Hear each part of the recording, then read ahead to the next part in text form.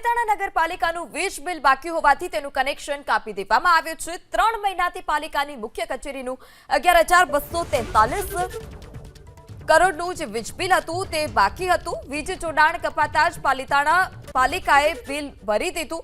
Bill ભરાતા જ વીજ કનેક્શન ફરીથી પૂર્વવત કરવાની જે પ્રક્રિયા છે તે હાથ ધરવામાં આવી। પાલિતાણા પાલિકાનું સ્ટ્રીટ લાઇટનું 31 લાખનું બિલ હજુ પણ બાકી છે।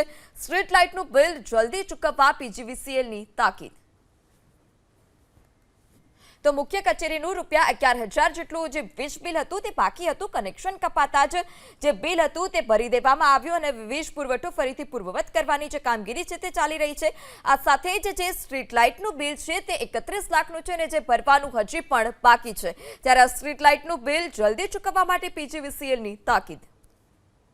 પાલિતાણા નગરપાલિકાનું વીજ બિલ બાકી હોવાથી તેનું કનેક્શન કાપી દેવામાં આવ્યું છે। 3 મહિનાથી પાલિકાની મુખ્ય કચેરીનું 11,243 કરોડનું જે વીજ બિલ હતું તે બાકી હતું। વીજ જોડાણ કપાતા જ પાલિકાએ બિલ ભરી દીધું। બિલ ભરાતા જ વીજ કનેક્શન ફરીથી પૂર્વવત કરવાની જે પ્રક્રિયા છે તે હાથ ધરવામાં આવી।